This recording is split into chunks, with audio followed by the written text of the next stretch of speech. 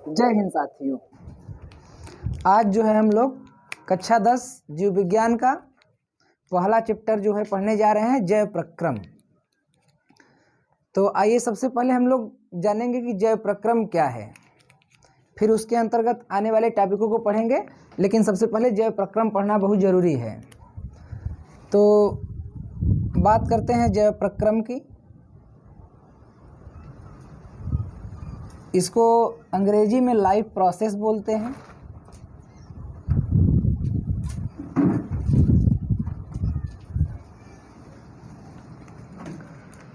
तो जैव प्रक्रम को अगर हमें परिभाषित करना हो तो हम कहेंगे कि मतलब जीवन की वे सभी प्रक्रियाएं जो जीवों को सुचारू रूप से जीवित बनाए रखने के लिए सक्षम होती हैं, जैव प्रक्रम कहलाती हैं। तो एक बार फिर से, जीवन की वे सभी प्रक्रियाएं जो जीवों को सुचारू रूप से जीवित बनाए रखने के लिए सक्षम होती हैं, जैव प्रक्रम कहलाती हैं। जैसे अगर हम लोग बात करें श्वसन, पाचन, पोषण, उत्सर्जन आदि सभी प्रक्रियाएं जैव प्रक्रम कहलाती हैं। तो जैव प्रक्रम के अंतर्गत सबसे पहले हम लोग पढ़ेंगे पोषण और पाचन। तो जैव प्रक्रम के अंतर्गत पोषण और पाचन, बात करते हैं पोषण की। पोषण को अंग्रेजी में न्यूट्रिशन बोलते हैं।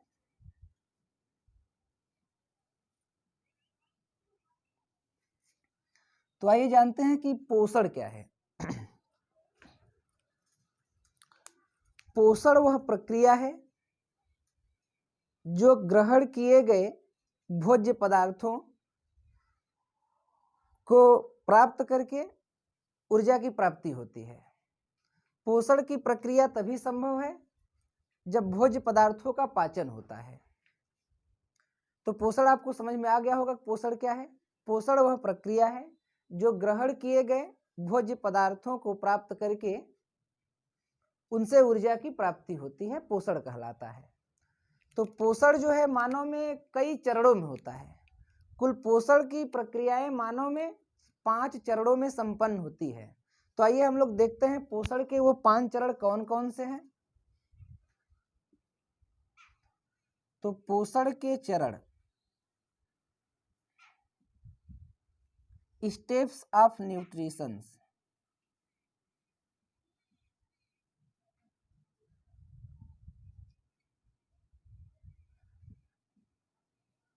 तो पोषण का जो आपका पहला चरण है उसे हम लोग अंतःग्रहण बोलते हैं। अंतःग्रहण, अंग्रेजी में इसे इंजेशन बोलते हैं। इंजेशन। जो दूसरा चरण है आपका वो है आपका डाइजेशन, जिसे हम लोग पाचन बोलते हैं। पाचन, इंग्लिश में इसी को डाइजेशन बोलते हैं। तो पोषण का तीसरा चरण होता है एब्जॉर्प्शन, अवशोषण बोलते हैं। अवशोषण, एब्जॉर्प्शन। इसके बाद आपका चौथा चरण जो होता है वो होता है स्वांगीकरण,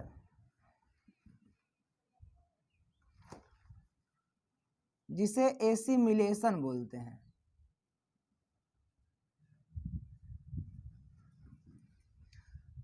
पांचवा और अंतिम चरण है पोषण का बहिक्षेपण,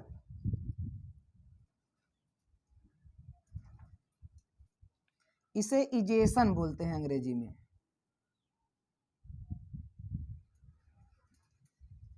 तो ये पोषण के कुल 5 चरण हैं। पहला आपका है अंतःग्रहण, अंग्रेजी में इंजेशन बोलते हैं। दूसरा आपका है पाचन, जिसे हम लोग डाइजेशन बोलते हैं। तीसरा है अवशोषण, जिसको एब्जॉर्प्शन बोलते हैं।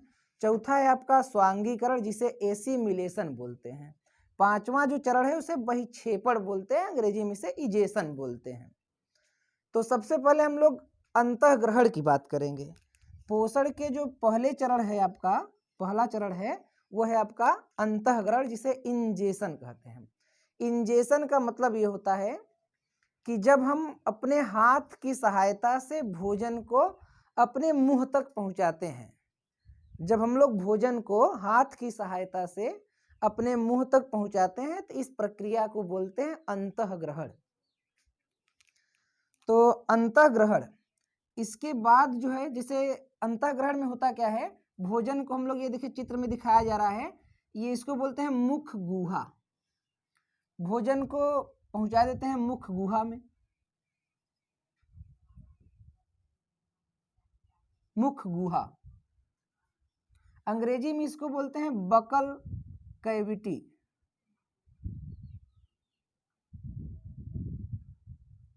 Buccal cavity. इसके बाद जो आपका दूसरा चरण है वो है पाचन।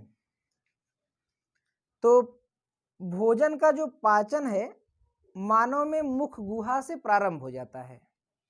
मुख गुहा में जब भोजन पहुंचता है तो सर्वप्रथम उसे हम लोग दांतों के द्वारा छोटे छोटे टुकड़ों में खंड खंड कर देते हैं। उसके बाद जो है मुंह में जो हमारे सलाइवा होता है, जिसको हम लोग लार बोलते हैं, उसकी मदद से जो है उसमें खंड खंड जो छोटे छोटे टुकड़े होते हैं मिल जाते हैं। और ये सलाइवा जो होते हैं मुख गुहा में सिलेवरी ग्लैंड्स के द्वारा मिलते हैं।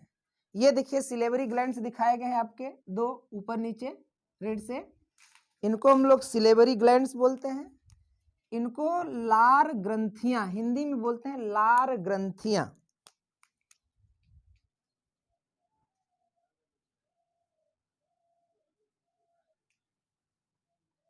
लार ग्रंथियां।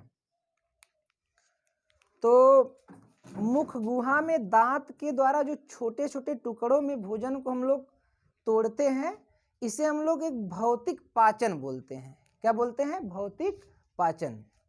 भौतिक पाचन के बाद उस छोटे छोटे खंड में हुए भोजन में जो लार यानी सलाइवा मिल जाते हैं, तो इनका जो है रासायनिक पाचन यहीं से स्टार्ट हो जाता है। तो यहाँ पे इनका रासायनिक पाचन स्टार्ट हो जाता है। जो हमारे टंग यानी जीभ के माध्यम से भोजन, वो हमारे ग्रसनी से होते हुए ग्रास नली में पहुंचता है। और ग्रास नली में जब भोजन पहुंचता है तो इनका कंट्रैक्शन और एक्सपेंशन होता है। कंट्रैक्शन और एक्सपेंशन का मतलब होता है ग्रास नली जो होती है सिकुड़ती है, फैलती है, सिकुड़ती है, फैलती है। इसका मतलब यह है कि भोजन पे दबाव पड़ता है फिर फैलता है। तो इस प्रक्रम के माध्यम से वो धीरे धीरे भोजन जो है ग्रास नली के माध्यम से अमाशय में पहुंचता है। ये है आपका अमाशय। यहाँ से होते हुए ग्रास नली के माध्यम से होते हुए भोजन अमाशय में पहुंच जाता है। ये है आपका अमाशय। अंग्रेजी में इसको स्टमक बोलते हैं,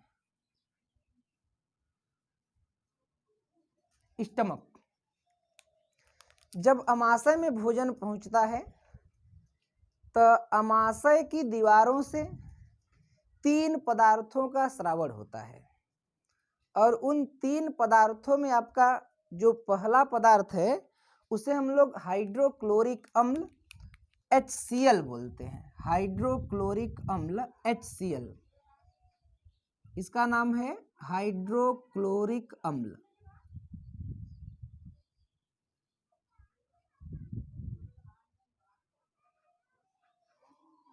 उसके बाद जो दूसरा पदार्थ है वो है आपका पेप्सिन।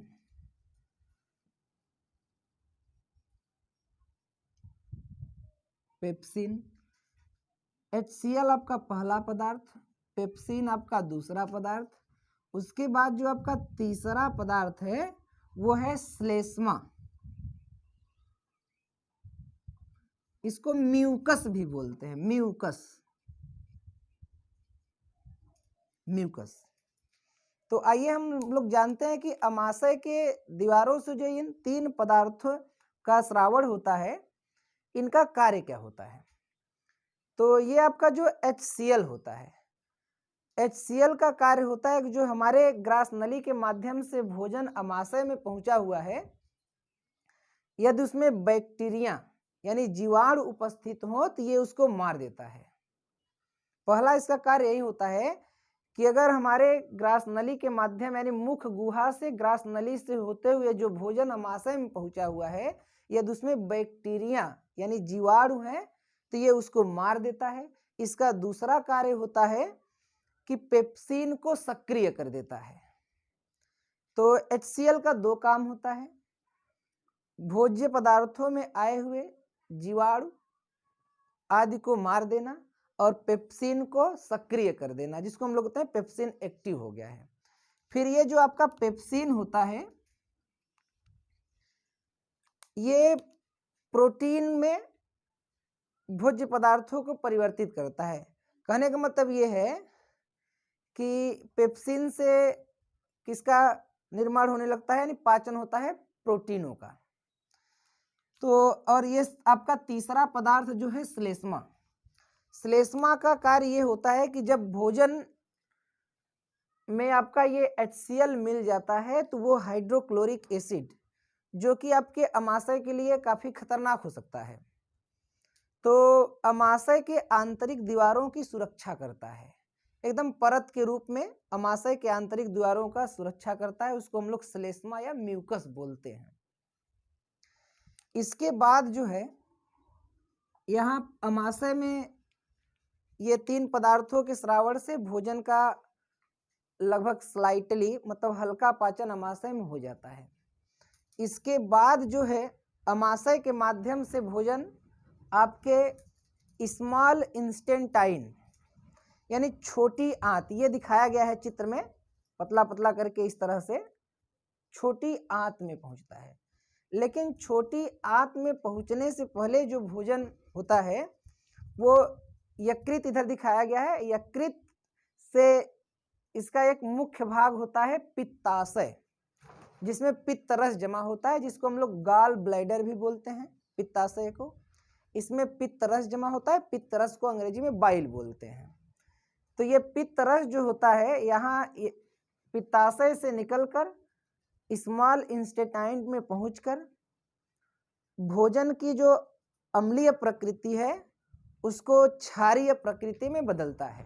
क्षारीय धीरे धीरे धीरे धीरे अम्लता को नष्ट करते हुए क्षारीयता को बढ़ाते हुए यानी उसको उदासीन कर देता है।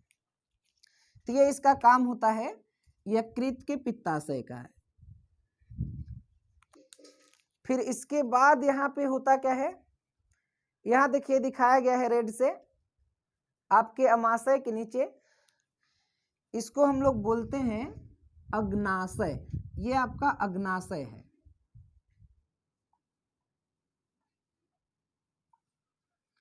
पैनक्रियाज बोलते हैं अंग्रेजी में, पैनक्रियाज। तो अमाशय आप देखिए चित्र में आपको ये लगभग जे आकृति का होता है, उसके नीचे आपका अग्नाशय है। तो इसको इंग्लिश में हम लोग पैनक्रियाज बोलते हैं। इधर आपका यकृत दिखाया हुआ है, यकृत जिसे हम लोग लीवर बोलते हैं, लीवर। अब इसके बाद पैनक्रियाज से पैनक्रियाटिक जूस का स्रावण होता है जो स्मॉल इंस्टेंटाइन में पहुंचते हैं। यहाँ पर आपके जो है यकृत के बाद अग्नाशय, यहाँ जो आपका पैनक्रियाज है इसकी दीवारों से कुल 3 पदार्थ का स्रावण होता है। आपका पहला होता है एमाइलेज। अग्नाशय से जो स्रावण होता है अग्नाशय, वो है आपका 3 पदार्थ, एमाइलेज,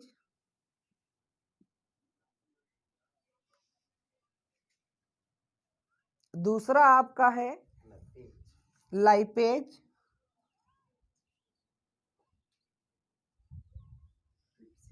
तीसरा आपका ट्रिप्सिन है।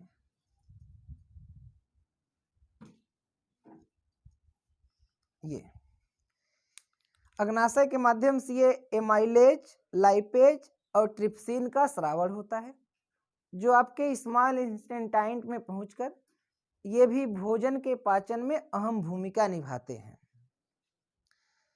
तो आपका ये जो ट्रिप्सिन है, ट्रिप्सिन आप देख रहे हैं, ट्रिप्सिन जो होता है प्रोटीन का पाचन है, प्रोटीन में बदल देता है भोजन को। उसके बाद आपका एमाइलेज, एमाइलेज जो है स्टार्च को शुगर में बदलता है। तीसरा आपका है लाइपेज, लाइपेज का काम होता है वसा को वसीय अम्लों में परिवर्तित कर देना, यानी कुल मिलाजुला के वसा को तोड़ने का कार्य आपका लाइपेज करता है। प्रोटीन का ब्रेकडाउन ट्रिप्सिन करता है। एमाइलेज जो होता है आपका स्टार्च को शुगर में। इसके बाद अगर हम लोग कहें तो लगभग पूर्ण पाचन आपके स्मॉल इंटेस्टाइन में हो जाता है, जिसे हम लोग स्मॉल इंटेस्टाइन का मतलब छोटी आंत में भोजन का पूर्ण पाचन हो जाता है। इसके बाद जो है आपका विभिन्न प्रकार के एंजाइम्स, जिन्हें हम लोग पाचक रस कहते हैं, एंजाइम्सों के द्वारा जो आपका ये हम लोग परिवर्तन देखे हैं एमाइलेज के द्वारा, लाइपेज के द्वारा, ट्रिप्सिन के द्वारा, तो इनमें उपस्थित पोषक पदार्थों का रुधिर वाहिनियों के द्वारा इनका जो होता है अवशोषण कर लिया जाता है। रुधिर वाहिनियों के द्वारा मानव शरीर में जो रुधिर वाहिनियां, मतलब जिसमें आपका खून रक्त भरा होता है, उन्हीं को बोलते हैं लोग रुधिर वाहिनियां, यानी रक्त का एक स्थान से दूसरे स्थान में पहुंचाने का कार्य जो है मानव शरीर की रुधिर वाहिनियां ही करती हैं। तो इन रुधिर वाहिनियों के द्वारा पोषक पदार्थों का अवशोषण कर लिया जाता है। क्या कर लिया जाता है? अवशोषण कर लिया जाता है। इसके बाद हम लोग अवशोषण तो हम लोग जान गए कि यही अवशोषण है। अवशोषण के बाद जो पोषक पदार्थ होते हैं रुधिर वाहिनियों के द्वारा शरीर के विभिन्न हिस्सों में पहुंचा दिया जाता है। शरीर के विभिन्न हिस्सों में पहुंचा दे, क्योंकि जो मानव शरीर है हर जगह रुधिर वाहिनियां हैं, तो इन पोषक पदार्थों का रुधिर वाहिनियों के द्वारा पूरे शरीर में जो पहुंचाने की प्रक्रिया है उसको हम लोग एसिमिलेशन यानी स्वांगीकरण कहते हैं। स्वांगीकरण, तो स्वांगीकरण जब भोजन का हो जाता है तो इसके बाद जो आपका अपचित भोज्य पदार्थ बचता है वो धीरे धीरे आपके लार्ज इंटेस्टाइन यानी बड़ी आंत, ये आपका दिखाया गया है ब्लैक से, कुछ मोटा दिखाई दे रहा होगा, लार्ज इंटेस्टाइन यानी बड़ी आंत में पहुंचता है, जिसमें अपचित भोजन होता है। तो इन अपचित भोजन में जल की थोड़ी मात्रा अगर होगी तो इस लार्ज इंटेस्टाइन के द्वारा उनको अवशोषित कर लिया जाता है। फिर उसके बाद जो आपके एकदम अपशिष्ट पदार्थ यानी जिसको हम लोग मल कहते हैं, उसका जो है परित्याग होता है एनस के द्वारा। ये आपकी जो दिखाई देगी बड़ी आंत है, बड़ी आंत, और ये आपका एनस, इसको गूदा द्वार बोलते हैं, गूदा। इसी गूदे के माध्यम से जो होता है अपशिष्ट भोज्य पदार्थ यानी अपचित भोजन जो किसी काम का नहीं होता है, इसी के माध्यम से बाहर निकल जाता है, जिसको हम लोग मल परित्याग कहते हैं। इस प्रक्रिया का नाम होता है बहिक्षेपण। और ये आपका देखिए यहाँ चित्र में जो ये पतली पतली दिखाया गया है इस तरह से, ये इनको बोलते हैं हम लोग छोटी आंत।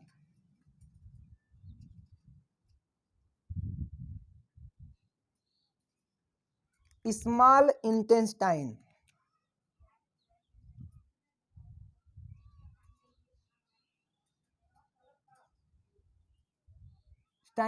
और ये आपके बड़ी आंत को बोलते हैं लार्ज इंटेस्टाइन।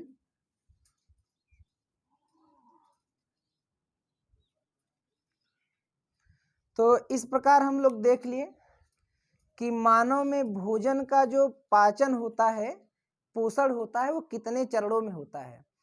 तो आप देख लिए। अच्छा, एक बात और है कि पोषण के अंतर्गत जितने चरण दिए गए हैं कोई भी चरण अगर इंजेशन नहीं होगा तो डाइजेशन नहीं होगा, डाइजेशन नहीं होगा तो एब्जॉर्प्शन नहीं होगा, एब्जॉर्प्शन नहीं होगा तो एसिमिलेशन नहीं होगा, एसिमिलेशन नहीं होगा तो इजेशन नहीं होगा।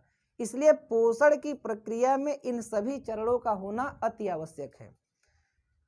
तो यहाँ पे हम लोग देख लिए चित्र के माध्यम से, एक बार फिर से हम लोग समझते हैं कि पोषण का प्रक्रम कितने चरणों में होता है। तो आइए देखते हैं पोषण के चरण, ये बहुत मुख्य हैं। तो आपका जो पहला चरण है पोषण का वो है अंतःग्रहण, जिसे हम लोग इंजेशन कहते हैं। दूसरा है पाचन, जिसे डाइजेशन बोलते हैं। अवशोषण एब्जॉर्प्शन है तीसरा चरण। चौथा है आपका स्वांगीकरण, जिसको हम लोग एसिमिलेशन बोलते हैं। पांचवा चरण है आपका बहिक्षेपण, जिसे इजेशन बोलते हैं। तो हम लोग देखें कि जो इंजेशन होता है क्या होता है, हाथ के द्वारा अगर भोजन को हम लोग मुख गुहा यानी मुंह में पहुंचाते हैं तो इस प्रक्रिया का नाम होता है अंतःग्रहण। उसके बाद पाचन वाली प्रक्रिया आई, हम लोग पाचन देखे। पाचन की प्रक्रिया जो स्टार्ट हुई वो मुख गुहा से स्टार्ट हो गई।